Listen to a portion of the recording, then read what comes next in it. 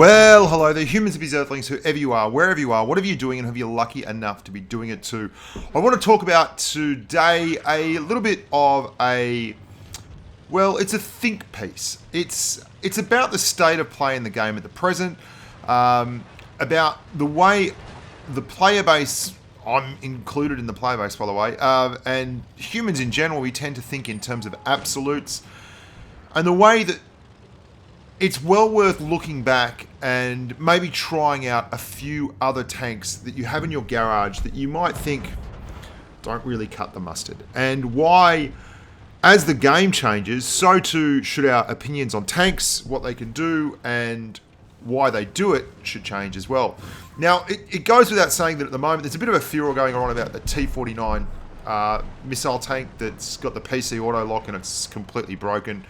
So that's all well and good, and I had a big video about that. So it's a bit of a think piece week, really. And while I was doing a stream today, I noticed that my ping was running around 300, and that Snake Eyes and I were struggling at times with the ping.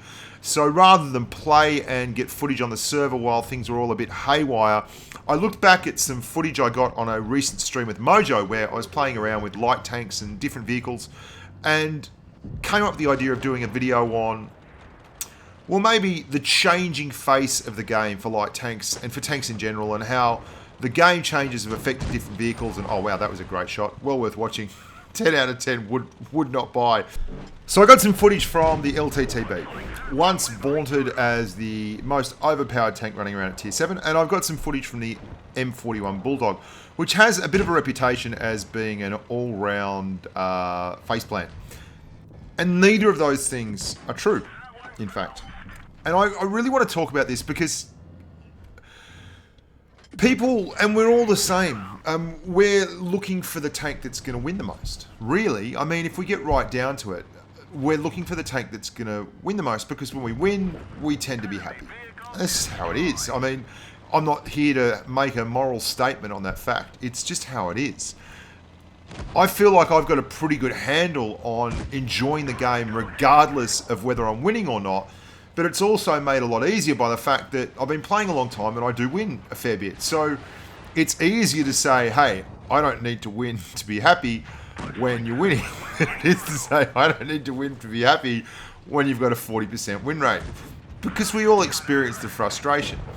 But what I want to really get to in all of this is the fact that there's a lot of tanks out there that we probably don't give any credit to, and don't think that they really work, just because we compare them unfairly to other tanks. It's kind of like saying, hey, I really like that girl, but or that bloke, but they don't look like Supermodel X, so obviously they're not the one for me. There is a degree of that in my gameplay. I was in this stream with Mojo, and I said, someone said play something silly or something like that, and I was like, well, I'm not playing the Walker Bulldog, and I'm like, right, stuff it, I'll play the Walker Bulldog. And I played the Walker Bulldog, and I thoroughly enjoyed myself. And it speaks very much to the point that just because the Walker Bulldog isn't as strong as the LTTB doesn't mean it's not a good tank, and that you can't be successful in it. And I know Snake, my good mate Snake Eyes, gives me heaps of rubbish about calling tanks solid. And he says if it's solid, don't. Bushka says it's solid, don't drive it. But he's a clown, because here's the truth of it. Most tanks you can drive have a particular playstyle that will suit them. I was silly enough to go on the forums a couple of times in the last week, and I've seen people telling me what I like and how I play, and I always camp at the back. And I mean, they're basically idiots, because as you can see, whenever you watch me stream, like, go and watch one of my streams, and it's not usually all about camping at the back, and it's not usually all about charging at the front. It's usually about trying to just play the tank as the situation and the tank dictates. And the Walker Bulldog is a tier 7 light tank with incredibly good mobility and the actual capability of dropping 3 nice shaped 160 alpha rounds all at once in very, very short order, which is just an awfully nasty thing to do to another tank at tier 7. And it can also flex out of nasty situations like that. So while you're on a reload, you're driving around to a much better vantage point where you can take it, make great use of your gun, which is what I do here, and I get a shot into the Tiger, and then I drive straight through the water after knocking off the Tiger, and come up behind this poor old IS-5, who's just about a one-shot, and help him on his way. And then we put one in the AMX 5100 who's on a reload and keep on shooting straight through. Don't have to muck around. And I did very well on the Walker Bulldog. I'm going to show you this game and another game in the Walker Bulldog. I'll show you another game in the LTTB too. And I was minded that, it's a whole lot to just say that a tank is bad. It is very, very different to saying that a tank can be successful but won't always be successful if you play it correctly. Like that SP1C was on a reload, so I'm figuring I'll at least get the kill shot on the Panther. While the SP1C is on a reload, I'll keep the rock between me and the T49, and then as the SP1C comes through his reload, I'll drive out, get the shot on the Panther, and chance a bounce from that T49, and we actually came away a winner and smashed it in the Walker Bulldog, a tank that I thought was a stepping stone tank, and I called it a stepping stone tank. It's all right. If you play it right and you put it in good situations, it'll be all right. The Panzerkampfwagen 70, which has just come out, the Tier 9 event tank, is a support tank. Now, why is calling a tank a support tank a dirty word? It's a tank that does best when it's in support of other tanks. Heaven forbid that it should be a tank that performs well when it's able to utilize a really big alpha, hide with support from its teammates, and then when it's reloaded, duck out and fire another round off. Again, we're looking for a tank where we can just YOLO and win because our tank's really strong and we don't need the support of the rest of the world. And if it's not that tank, then we're going to call it a mediocre or a bad tank. And that's just not true. It is just not true. There's so many permutations to the game. There's so much more nuance to the game than we give it credit for. And I guess what I'm really saying is there's tanks in your garage right now which probably haven't been rated the best tanks in their tier or whatever, and they're wasting away looking for a chance to get out and play, and you might actually enjoy them, and it might actually, and here's a crazy thought, be good for your gameplay to learn to drive a tank that's not super strong and be successful in it, because it'll actually improve the way you drive the tanks that are really strong, and it makes you be more aware and more thoughtful, and it can actually contribute to you becoming a better player. Now, the LTTB is still a lot of fun, and it is still a very strong tank, but the game has changed.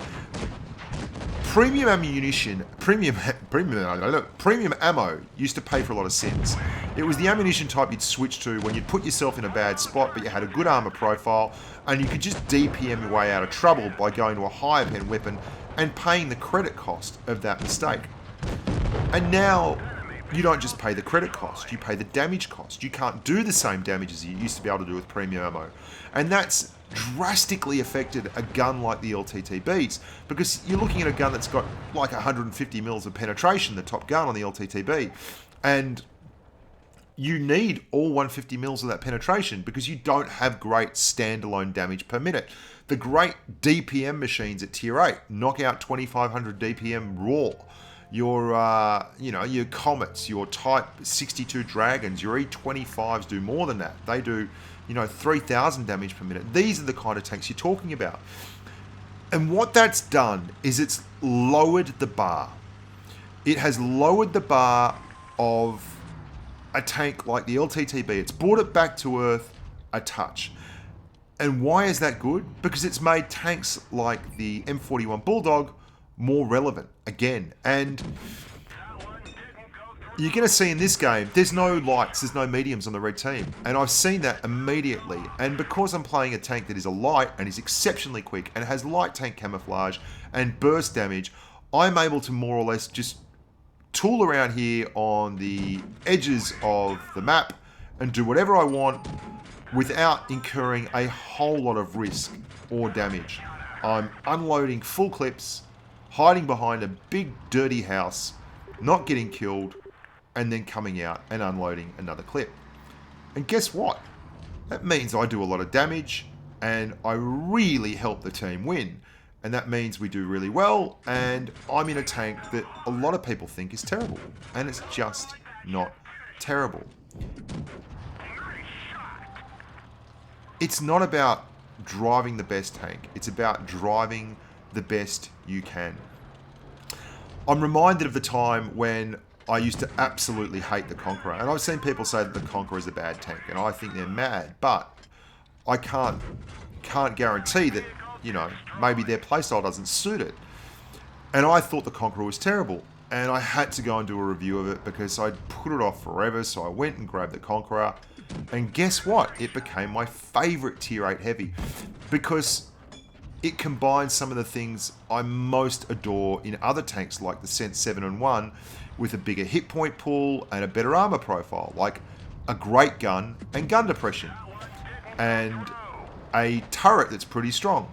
And it's also got a bit of armor on its upper glacis, and it's got a bigger hit point pool. And I really love the tank. I do very, very well in it. Other people don't do well in it. But I never would have found that out if I hadn't have driven a couple of duds along the way. If I hadn't have looked at it when I thought it was no good and given it a shot at the title. So if you've got something in your garage that you used to ground through to get here and it struggled or it wasn't the tank for you, give it another look. Because you can see the way I'm playing the LTTB hasn't really changed that much, and it's still pretty good because I play it like a light tank, and I love light tanks, and I play them fairly well. And the way I play the M41 Bulldog is actually a lot more patient than it used to be. And I think I've also picked up a lot from playing the AMX50B at Tier 10, which is a Tier 10 autoloader, and really picked up on that autoloader and how I can manage to get that working for me. And that style of play with the reload and the hit and the mobility is exactly what you're doing here with this thing. It really is. It's not as big an alpha strike, but gee, it's still fun. And I mean, look at the mobility on this. We're going to track him and just drive straight past him and leave him to be killed. That's a mastery badge. That's the M41 Bulldog. And I wouldn't have driven it if someone on stream hadn't have said, why don't you drive the Bulldog, snigger, snigger, snigger, snigger, snigger. Because you know what? It's not that bad. It was a fun tank, and it was a fine tank. And we do love to say, like, that's a Helsing. And the reason I'm showing you this video at the end while I have a bit of a chat is because remember how I said at the start, it's much easier to say when you're winning. When I'm having a tough time, I will occasionally drive an overpowered tank like a Helsing just to tick the win rate back up into the blue stuff. Make sure it stays there, it's nice and healthy, and we can all move on with our lives. And then I can take a deep breath when everything's gone a little bit pear-shaped and a little bit haywire. And it's good to have that tank as well. So experiment, have your favorites, go back to them when times get tough. But remember, set realistic goals in game. Like, no one's going to win 9 times out of 10. And if you do, it's a fluke and it's not sustainable. And if you think that it's how you play normally, you're just setting yourself up for disappointment. It's got to be even keeled.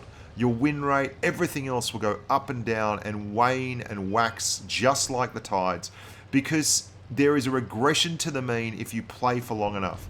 If you play for long enough, as my mate KG will tell you, the house is bloody well going to win. If you keep giving him your money and keep taking that chance, at some point in time, you're going to get beat. So why not enjoy the game along the way? And if you win, you win. And if you don't, you don't. And take a chance on some of those tanks that you might think aren't quite as special and which may just give you a little bit more bang for your buck than you're expecting.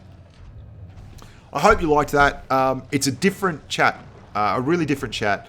And I wanted to do it because, as always, it can be good to have a bit of a health check. And negativity, especially around event time, is massive in the player base. And the T49 has, the PC variant of the T49 has really upset a lot of people. Obviously, if you've seen the video, you'd know that it's a bit of a mistake, I think, on Wargaming's part. But, you know, these are things that happen. And with all the hubris and the craziness surrounding that, we can get very caught up in the numbers. And it's nice to just think about it for a second. Remember that the game is actually amazingly cool for a mobile game. And it's amazingly fun for a mobile game. And you can play with your mates and get a whole lot out of it. Speaking of playing with your mates, I'm going to be playing with my mates on Thursday American time, NA time. It's 11 Aussie time. It's the evening on the East Coast, I believe.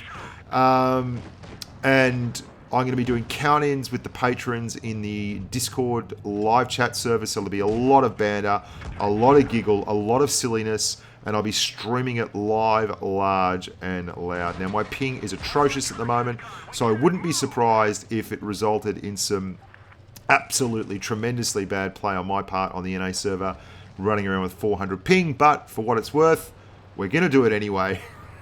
Because if the worst comes to the worst, at least we can poke fun at Bushka for being an idiot, which I find is quite often a very, very cool way to go. We did a great stream today. Maxie and I, Snake Eyes, had a great fun time rolling heavy tanks. And I think I'll be doing a lot more heavy work over the next wee while as they repair the undersea cable between Australia and the rest of the world. Basically, without that cable, the ping is very, very tough on server. You can see I'm running at about 118, 120 here, up to 138. With the ping off the cable, it's now running at about 310, 320. From 290 to 320. And that's not really conducive to good, smart, hard, medium, and light tank play. So it's going to be heavies, and we're going to do some reviews. We're going to have some fun. It's going to be good. Make sure you look after your family, your friends. Have a good time. Like the video, subscribe to the channel, tell people about it, and until next time, stay safe on the battlefield.